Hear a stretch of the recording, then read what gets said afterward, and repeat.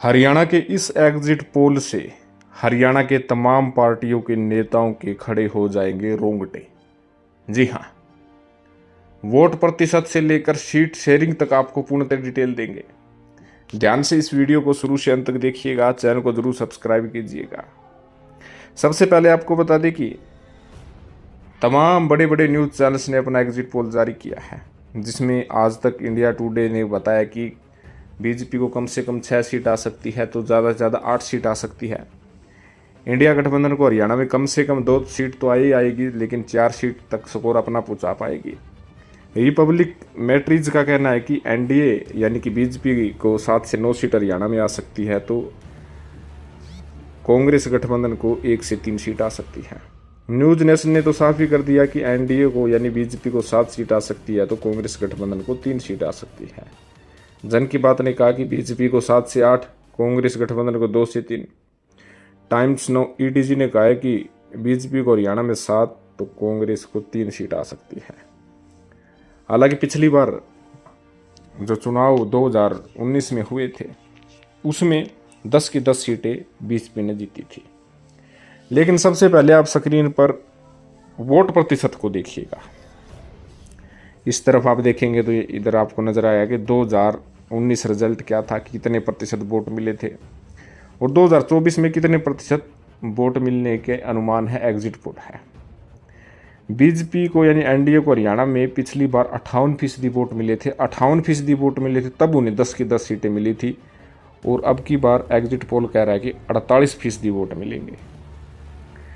India गठबंधन यानी कांग्रेस और आम आदमी पार्टी के बारे में आपको बता दें कि 2019 में पिछली बार कांग्रेस को हरियाणा में लोकसभा चुनाव में 28% वोट मिले थे, लेकिन अब की बार कांग्रेस और आम आदमी पार्टी दोनों मिलकर इंडिया गठबंधन को 44% वोट मिलेंगे। खास बात है कि बीजेपी और कांग्रेस गठबंधन के बीच जो वोट प्रतिशत का जो मार्जिन है वो केवल 4% का है। अगर 4% के मार्जिन में ही अगर बम्पर सीट दिखाई जा रही है, तो कहीं ना कहीं आप अंदाज़ा लगा सकते हैं कि एग्जिट पोल में बड़ा उलटफेर साबित हो सकता है। जहां आईएनएलडी को 3% वोट आते हुए दिखाया है, तो जेजेपी को 2% वोट आते हुए दिखाया है। हालांकि पिछली बार जेजेपी को 5% वोट आया था और अन्य को 3% वोट एग्जिट पोल में आते हुए दिखाया है। एंड यानी बीजेपी और कांग्रेस गठबंधन के बीच कड़ी टक्कर है। 48% और 44% वोट इनको आते हुए दिखाया है। 4% वोटों का ही मार्जिन है। अगर सीटों की बात की जाए तो आपको बता दें कि एक्सिस माई इंडिया ने कहा है कि बीजेपी को केवल 6 से 8 सीट आ सकती है, कि मिनिमम 6 सीट या 8 सीट। अगर वोट प्रतिशत कांग्रेस गठबंधन का बड़ा है, 16% बड़ा है, तो किस प्रकार बीजेपी को 8 सीट आ सकती है, 7 सीट भी कैसे आ सकती है? क्योंकि वोटों का मार्जिन 4% का ही डिफरेंस है।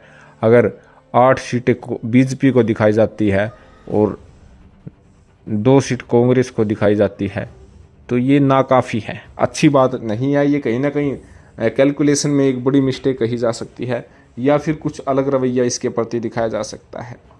कहीं ना कहीं यदि वोट प्रतिशत जो इन्होंने दिखाया है, उसके हिसाब से लग रहा है कि भारतीय जनता पार्टी को भी 5 सीट आ सकती है और कांग्रेस गठबंधन को भी 5 सीट आ सकती है। अगर वोट शेयरिंग की बात की जाए तो कहीं ना कहीं वोट प्रतिशत में सीधे तौर पर यह दिखाने की कोशिश की है कि मुकाबला ही बीजेपी और कांग्रेस के बीच में है। बीजेपी को 48%, तो कांग्रेस गठबंधन को 44% वोट आते हुए दिखाया है। कहीं ना कहीं कई स्थानों पर Bharatiya Janata party vote bank भी अच्छा खींच रही है, जैसे गुरुग्राम और करनाल में अच्छे मार्जिन से जीत रही है। वोट बैंक जो है बीजेपी का वहाँ पर बढ़ सकता है। अगर 2-3 स्थानों पर बीजेपी का वोट ज़्यादा आता है, बाकी स्थानों पर, बाकी सीटों पर वोट कम आता है, तो उन कम आने वाले वोटों पर, सीटों पर बीजेपी को बड़ा नुकसान हो सकता है। ये लगभग लाजमी है।